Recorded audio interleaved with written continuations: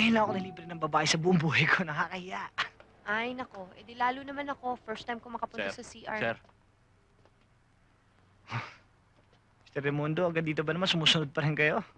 pasensya na po kayo. Kailangan ko lang kayong makausap eh.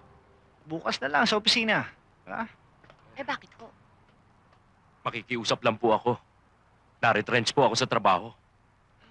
So, i-refer ko na lang sa personnel, okay? Eh, sir, 1 taon lang naman ang hinihingi ko. Eh bakit nga ho ba? Makukuha ko ho ng buo yung retirement benefits ko.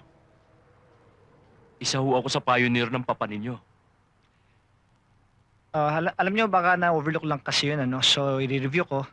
Pari-review ko yan sa personnel namin. Okay? Ito naman. Ipapa-review mo pa. 1 taon na nga lang yung kulang. Hindi mo pa pagbigyan. Alam mo, pag ginawa mo yan, mabuboost ang moral ng iba mo pang empleyado. Plus, makikita mo mas magiging productive sila. Besides, good karma yan. Sige na. Bukas sa opisina. Salamat ho, ma'am. Hulog kayo ng langit sa akin. Ay. Salamat ho. Bukas ho sa opisina. Bukas. Alam mo, siguro pwede mo akong palitan pag naisipan ko mag-retire. Depende kung magkano susweldo mo sa akin. Pwede Ah. rin. Kailan mo ba talaga ako sasagutin? Nagmamadali ka na naman eh. Ako? Nagmamadali? Teka. 2 taon na ako naliligaw sa'yo ah. Depende kasi kay Ate Anya eh. Hindi naman siya ang liligawan ko eh. Ikaw ang liligawan ko. Sige na. Please, mahal naman kita eh. Pikit ka muna.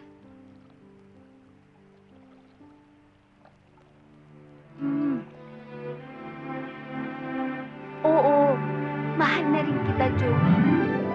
Mahal daw niya ako! Mahal daw niya ako! Woo!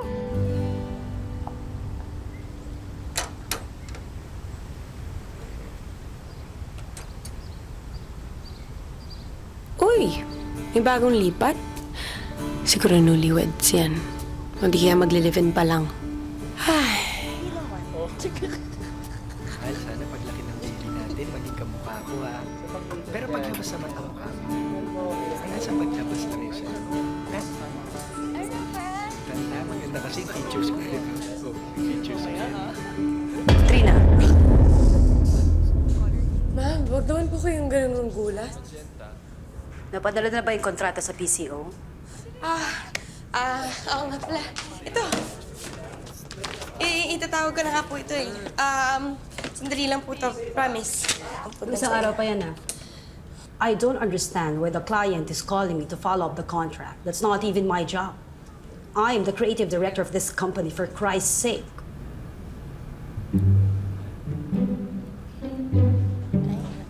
Tom, Jerry, conference room.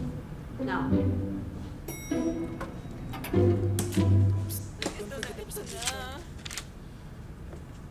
Miss, I want to submit my resume, please. Boss, wait lang.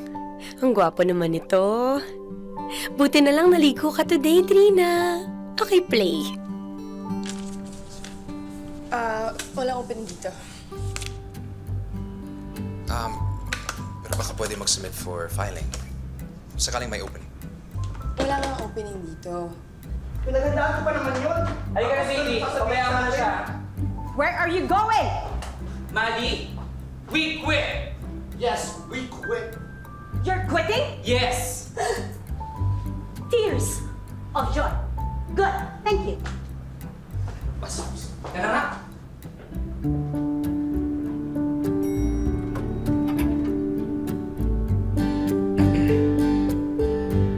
So, you want a piece of me?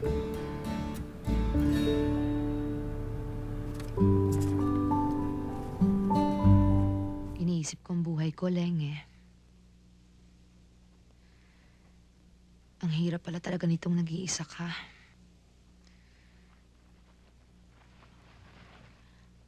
Alam mo, Mare, may solusyon dyan eh.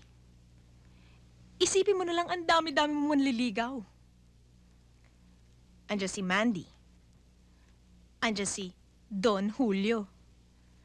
Andiyan si Dan, si Jessie. At higit sa lahat nandiyan si Steve. Ang hirap sa'yo, mapili mo eh. Ba't hindi mo ako gayahin? Tingnan mo. Sinagot ko each and everyone who courted me. Kaya, ayun. Eto, iniwan nila ako isa-isa. Kawawa naman pala tayo.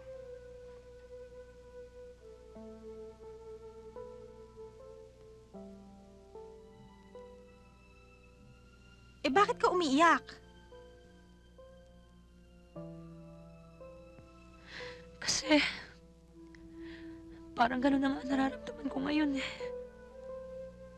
Umiibig ka na? Yes! Mabuhay! Mabuhay ang babaeng ape! Ano ka pa naman? Puro kakalokohan ang problema na nga ang tao. Namumroblema ka? Ano naman yung pinoproblema mo? Ha? Diyos ko naman, Odette. After 4 years, you deserve to be happy. Isipin mo ha, yung anak mo magdadalaga yan. Sooner or later, magpapakasal na yan. At iwanan ka mag-isa, kasama mo paintings mo. So, sino siya? Is it Mandy? Naman. Huwag mo sabihin sa akin si Don Julio. Si Steve yun, Ano ba? Sabi ko na nga ba eh. Ellen, natatakot ako eh. Kasi pagkatapos ni Frank, trauma yata ako. Eh, anong gagawin mo? Magpapakatanda ka na lang, ganon. Ha? At yun, wala ka ng ngipin. Nakapustiso ka na, maputi na buhok mo, nagtitina ka na lang. Ganon. Alam mo, sa mga panahon na yon, wala nang papansin sa'yo, Odette. Kaya now is the time. Ngayon na. Isipin mo na lang si Christy. Kailangan na niya yung father image. At si Steve yun. Ayoko, hindi pa ako sigurado eh. Pag-iisipan ko pa.